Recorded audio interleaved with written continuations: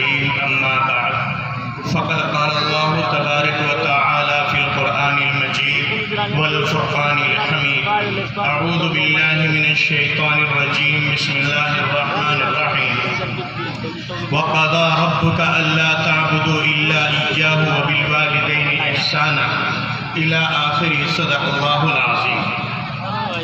کوئی لغزش نہ ہو جائے الہی اس سے ڈرتا ہوں، بھروسے پر تیرے اس کام کا آغاز کرتا ہوں۔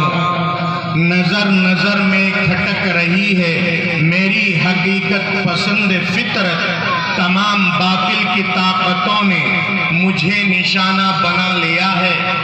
زمین بھی عاجز رہی ہے جس سے فلک بھی اس کو اٹھا نہ پایا، زمین بھی عاجز رہی ہے جس سے فلک بھی اس کو اٹھا نہ پایا۔ اے میرے آقا میری مدد کر، وہ بار میں نے اٹھا لیا ہے۔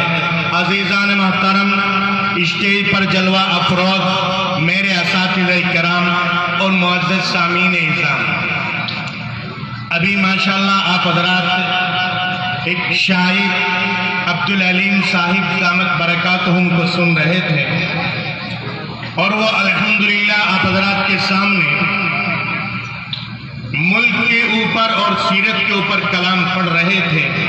میرے دل و دماغ میں ایک شعر گردش کر رہا تھا کہ مذہب کے نام پر ظلم و ستم ہم نہیں کرتے، وفا کی آڑ میں سیاست ہم نہیں کرتے، زمین کی گود میں بھی جاتے ہیں تو غسل کر کے، وطن کی مٹی کو ناپاک ہم نہیں کرتے۔ عزیزان محترم، میں نے آپ حضرات کے سامنے کلام اللہ شریف کی ایک آیت شریفہ پڑھی جس کا مفہوم ترجمہ ہے والدین کے اوپر۔ آج امت مسلمہ اور ہمارا معاشرہ جو آج والدین کی قدر نہیں کرتا، والدین کو نہ جانے کیا کیا سمجھ بیٹھتا ہے۔ اور یاد رکھنا، میں علماء کرام کی موجودگی میں آپ حضرات کے سامنے یہ بات کہتا ہوں کہ انسان کے پاس اور انسان کے سامنے جنت بھی ہے اور دوزخ بھی ہے۔ انسان کے پاس اس کے گھر کے اندر جنت بھی ہے اور دوزخ بھی ہے۔ انسان اگر ماں باپ کی قدر کرتا ہے، ماں باپ کی عزت کرتا ہے، تو وہ دنیا کے اندر بھی مقبول ہے اور آخرت کے اندر بھی مقبول ہے۔ آج میں کوئی ویسی بات نہیں کروں گا، میں کوئی زیادہ تفصیلی بات نہیں کروں گا۔ میرے بعد میرے استاد محترم حضرت مولانا محمد جعفر صاحب دامت برکاتہم وہ تشریف لائیں گے۔ میں تو ان سے پہلے تھوڑا سا مذاکرہ کرنے کے لیے آپ حضرات کے سامنے حاضر ہو گیا ہوں۔ میرے عزیزوں، ماں باپ کو اگر جوتی کا تسمہ سمجھو گے، نہ دنیا میں کامیابی ملے گی اور نہ آخرت میں کامیابی ملے گی۔ روزمرہ کے حالات دیکھیے، اپنے گریبان کے اندر جھانک کر دیکھیے کہ جو ماں، جو باپ، جس ماں نے مجھے اور آپ کو 9 مہینے اپنے پیٹ کے اندر رکھا ہے، اسی ماں کو نہ جانے یہ انسان، نہ جانے یہ نوجوان اپنی ماں کو کیا کیا گالیاں دے دیتا ہے۔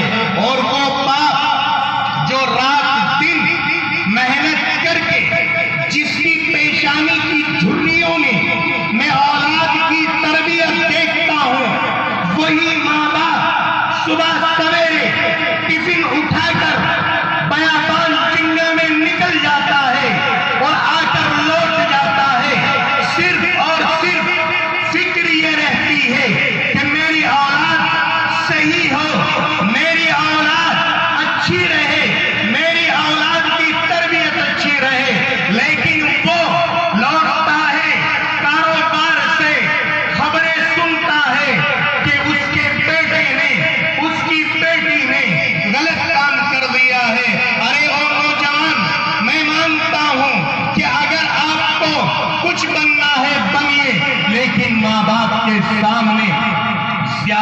اونچا مت بولیے.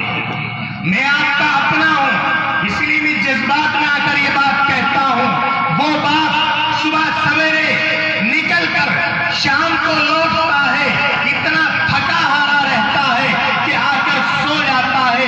کسی شاعر کا ایک شعر ہے کہ فٹ پاتھ پہ سو جاتے ہیں اخبار بچھا کر، مزدور کبھی نہیں سوتے گولیاں کھا کر. وہ باپ کہ جو رات دن اس کے اندر لگا رہتا ہے اور کوشش کرتا ہے. میرے بھائی، میں آپ سے یہی بات کہنے آیا ہوں اور کہتا ہوں اور کہتا رہوں گا کہ اگر ہم نے اپنے ماں باپ کی عزت نہیں کی تو کامیابی نہیں ملے گی. آج اگر میں اور آپ اپنے گریبان کے اندر جھانک کر دیکھیں تو انسان پریشان حال ہے، ماں باپ پریشان ہیں اولاد کی وجہ سے. یاد رکھنا، میں آپ کو ایک واقعہ سناتا ہوں. حضرت موسیٰ علیہ السلام کا نام آپ نے سنا ہوگا. حضرت موسیٰ علیہ السلام کی والدہ کا انتقال ہو جاتا ہے. خبر آتی ہے، ندا آتی ہے، آواز آتی ہے، اے موسیٰ اب ذرا قدم سوچ سمجھ کر اٹھانا. اب ذرا قدم سوچ سمجھ کر اٹھانا. تمہارے لیے پردہ نشین ہو کر، پردے میں بیٹھ کر جو ماں دعائیں کرتی تھی وہ آج اس دنیا سے چلی گئی. کون موسیٰ؟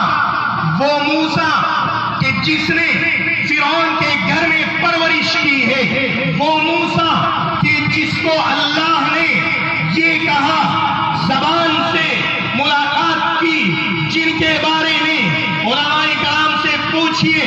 میں ان علماء کرام کی تصدیق چاہتا ہوں کہ موسیٰ کو کلیم اللہ کہا. کیوں؟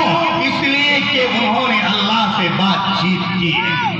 میرے بھائی، جب موسیٰ کے بارے میں، جب حضرت موسیٰ کے بارے میں یہ آواز آتی ہے تو میں اور آپ کس کھیت کی مولی ہیں؟ آج ٹھیک ہے، میں مانتا ہوں آپ اپنی بیوی کی بات کو مانیے، لیکن اگر آپ اپنی بیوی کے پاس جا کر بیٹھتے ہیں، باہر سے ماں دعائیں کرتی رہتی ہے کہ میرا بیٹا گھر آئے گا، اور وہ دعا کرتی رہتی ہے، نہ جانے کتنی بار وہ بچوں سے فون کراتی ہے کہ دیکھو بیٹا کہاں تک پہنچا ہے. اور یہی بیٹا جس وقت رات کے اندھیرے میں گھر کی دہلیز کے اندر قدم رکھتا ہے، سیدھا جا کر اپنی بیوی کے روم میں، کمرے میں، حجرے میں چلا جاتا ہے، تو اس ماں کے دل پر اس وقت کیا گزرتی ہے. میں کہتا ہوں اپنے بچوں کی پرورش کریے، لیکن آپ اس ماں کے لیے بھی کچھ لے کر آئیے کہ جس ماں نے نہ جانے کیا کیا تکلیفیں اٹھائی، نہ جانے کیا کیا پریشانیاں اٹھائی ہیں. آج اگر میں کہتا ہوں اور سمجھتا ہوں، پرکھتا ہوں، مانتا ہوں، کل ہی ایک کتاب کے اندر پڑھا تھا کہ اگر انسان زنا کرتا ہے، چوری کرتا ہے، شراب پیتا ہے، ڈاکہ ڈالتا ہے، مقدمے لکھواتا ہے، یاد رکھنا اللہ نے فرمایا اگر انسان ماں کی ناقدری کرتا ہے، باپ کی ناقدری کرتا ہے، شراب پینے والے کو، زنا کرنے والے کو، چوری کرنے والے کو، اللہ قیامت کے دن حساب کتاب لے گا، لیکن ماں باپ کی نافرمانی کرنے والے کا حساب کتاب دنیا کے اندر ہی شروع ہو جاتا ہے. تاریخ کے اوراق بھرے پڑے ہیں. میں نے اپنی آنکھوں سے دیکھا ہے، آپ نے بھی اپنی آنکھوں سے دیکھا ہوگا کہ جو ماں، جو باپ اپنی اولاد سے پریشان ہے، وہ اولاد کبھی سرسبز نہیں ہو سکتی. ہاں، انسان جاتا ہے درگاہوں پر، انسان جاتا ہے تعویذ لینے کے لیے، کام بنانے کے لیے. میں کہتا ہوں آپ صبح سویرے اٹھ کر اپنی ماں کے پاس بیٹھ کر قدموں میں ہاتھ ڈال کر، پاؤں دبا کر اپنی بوڑھی ماں سے یہ کہنا بوڑھی اماں میرے لیے دعا کرنا، میں کام کے لیے جا رہا ہوں، میں دعوے کے ساتھ کہتا ہوں وہ انسان کبھی ناکام نہیں ہو سکتا ہے۔ کیوں چکر کاٹتے ہو درگاہوں کا، کیوں چکر کاٹتے ہو مزاروں کا؟ کسی شاعر کا ایک شعر ہے کہ سارے دروں کو چھوڑ کے ایک در پہ پڑھ کے دیکھ، سارے دروں کو چھوڑ کے ایک در پہ پڑھ کے دیکھ، پانی ضرور نکلے گا، ایڑی رگڑ کے دیکھ۔ اگر تم اپنے ماں باپ کو، آج بھی میں یہ کہتا ہوں نوجوانوں، میں تم سے کہتا ہوں، میں تم سے مخاطب ہوں، اس لیے کہ میں بھی نوجوان ہوں، تم بھی نوجوان ہو۔ کسی شاعر کا ایک شعر ہے کہ جس اور جوانی چلتی ہے اس اور زمانہ چلتا ہے۔ اگر یہ نوجوان اپنی ماں کی عزت کرتا ہے، اپنے باپ کی عزت کرتا ہے، اور نوجوانوں جاؤ ان سے معلوم کرو کہ جن کے ماں باپ آج اس دنیا کے اندر نہیں ہیں، جو یہ چاہتے تھے